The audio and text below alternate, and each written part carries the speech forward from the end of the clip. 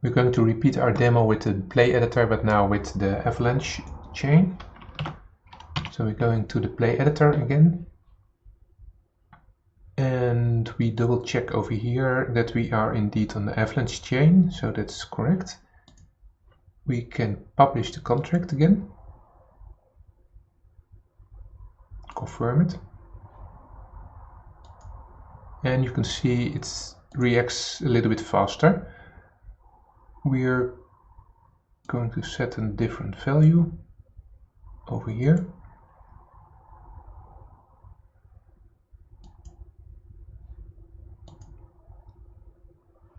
You can check the activity and it's already finished, so that's pretty fast.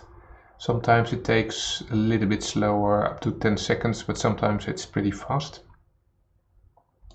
Now we get the value again and it's 133, so that's the correct value.